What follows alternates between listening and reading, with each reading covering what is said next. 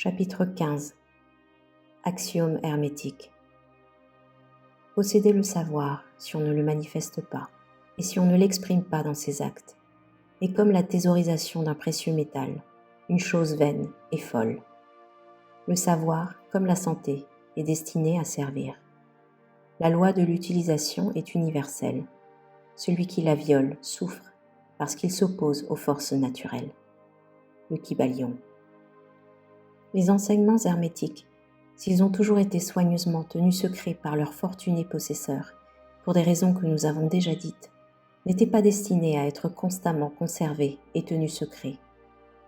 La loi de l'utilisation fait partie des enseignements, comme vous pouvez le voir, en vous reportant à la citation que nous venons de donner et qui l'affirme avec une grande netteté.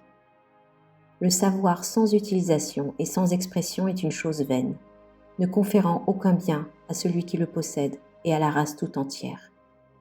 Méfiez-vous de l'avarice mentale et mettez en action ce que vous avez appris. Étudiez les axiomes et les aphorismes, mais ne manquez pas de les pratiquer. Nous donnons ci-dessous quelques-uns des axiomes hermétiques les plus importants du Kybalion, chacun suivi de quelques commentaires. Faites-les vôtres et pratiquez-les. Ils ne seront pas réellement vôtres si vous ne les utilisez pas.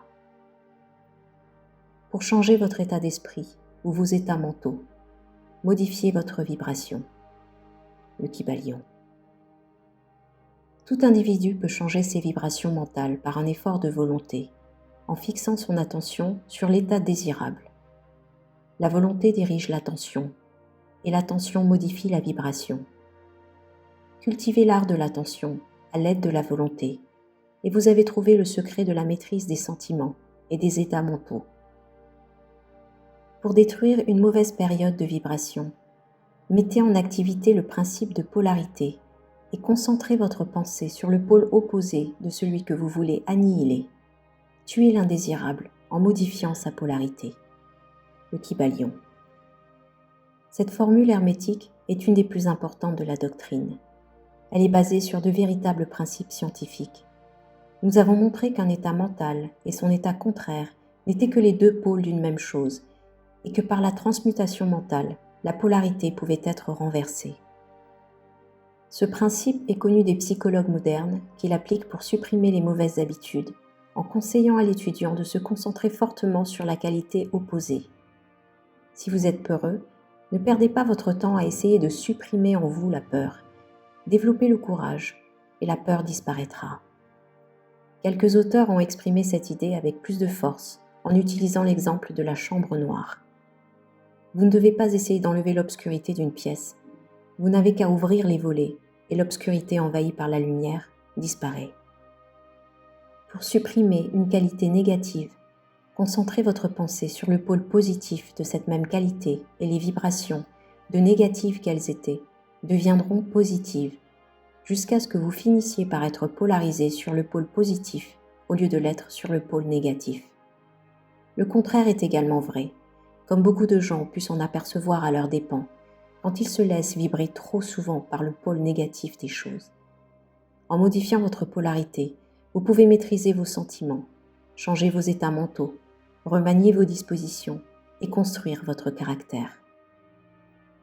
Une grande partie de la maîtrise mentale des hermétistes avancés est due à cette application de la polarité qui constitue un des plus importants aspects de la transmutation mentale.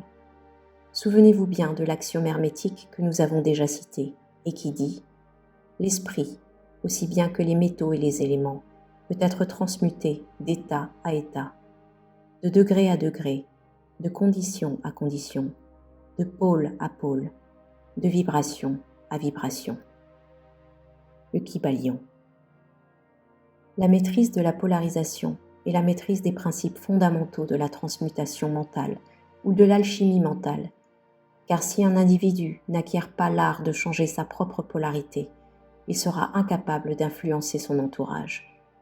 Une compréhension parfaite de ce principe permettra à tout individu de changer sa polarité personnelle aussi bien que celle des autres, s'il veut bien consacrer le temps, le soin, l'étude et la pratique nécessaires pour se rendre maître de l'art. Le principe est vrai, mais les résultats obtenus dépendent uniquement de la patience et de la pratique de l'élève. le rythme peut être neutralisé par une application correcte de l'art de la polarisation, le Kybalion. Comme nous l'avons expliqué dans les précédents chapitres, les hermétistes affirment que le principe du rythme se manifeste aussi bien sur le plan mental que sur le plan physique, et que la succession désordonnée des sentiments, des états d'esprit, des émotions et des autres états mentaux est due au mouvement d'aller et venue du pendule mental qui nous entraîne d'une extrémité d'un sentiment à l'autre. Les hermétistes enseignent également que la loi de neutralisation permet, dans une très large mesure, de maîtriser consciemment les opérations du rythme. Comme nous l'avons expliqué, il existe un plan supérieur de conscience, de même qu'il existe un plan inférieur. Le maître, en s'élevant graduellement jusqu'au plan supérieur, oblige l'oscillation du pendule mental à se manifester sur le plan inférieur.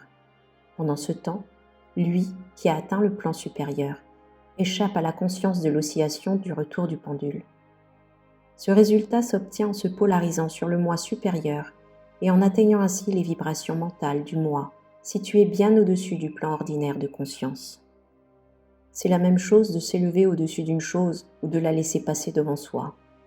Les hermétistes avancés se polarisent au pôle positif de leur être, au pôle du « je suis », au lieu du pôle de la personnalité, en refusant, en niant l'opération du rythme. Ils s'élèvent au-dessus du plan de la conscience et en restant fermement établis dans leur jugement de l'être, ils permettent au pendule de revenir en arrière sur le plan inférieur sans modifier leur polarité. Cela peut être accompli par tous ceux qui ont atteint un degré quelconque de maîtrise personnelle, qu'ils comprennent ou non la loi. De tels individus refusent simplement d'être attirés en arrière par le pendule des sentiments et des émotions.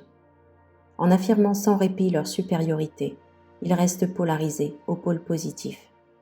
Naturellement, le maître bénéficie de tout cela à un degré bien plus considérable parce qu'il comprend la loi, parce qu'il sait qu'il la détruit en lui opposant des lois supérieures et parce que, grâce à sa volonté, il atteint un degré de poids et de solidité mentale presque incroyable pour ceux qui se laissent balancer en avant puis en arrière par le pendule mental des états d'esprit et des sentiments. N'oubliez pas, cependant, qu'en réalité, vous ne détruisez pas le principe du rythme qui est indestructible. Vous ne faites que maîtriser une loi en lui en opposant une autre et en maintenant ainsi l'équilibre. Les lois du poids et du contrepoids opèrent aussi bien sur le plan mental que sur le plan physique. Une compréhension parfaite de ces lois permet à quiconque de sembler les maîtriser, tandis qu'en réalité, il ne fait que les contrebalancer. Rien n'échappe au principe de la cause et de l'effet, mais il existe plusieurs plans de causalité, et tout individu peut utiliser les lois des plans supérieurs pour maîtriser les lois des plans inférieurs. Le Kybalion. En comprenant bien la pratique de la polarisation, l'hermétiste s'élève sur un plan supérieur de causalité et contrebalance ainsi les lois des plans inférieurs. En s'élevant au-dessus du plan ordinaire des causes, il devient, là à un certain degré, une cause, au lieu d'être causé. En étant capable de maîtriser ses états d'esprit et ses sentiments, et en pouvant neutraliser le rythme, comme nous l'avons déjà expliqué, il est capable d'échapper à une grande partie des opérations du principe de la cause et de l'effet sur le plan ordinaire. Les foules se laissent conduire, elles obéissent à leur entourage. Les volontés et les désirs des autres sont plus puissants que les leurs. Elles subissent les suggestions de ceux qui les entourent et toutes les causes extérieures qui essayent de les faire mouvoir sur l'échiquier de la vie comme de simples pions.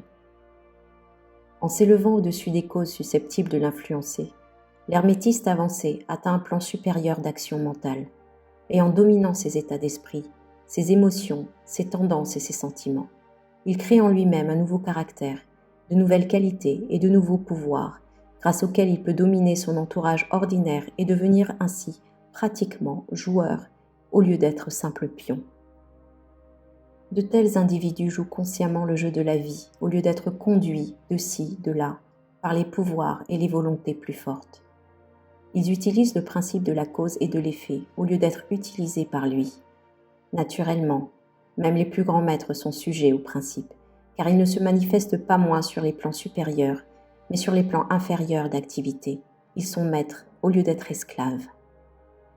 Comme le dit le Kybalion, Le sage sert sur le plan supérieur, mais est servi sur le plan inférieur.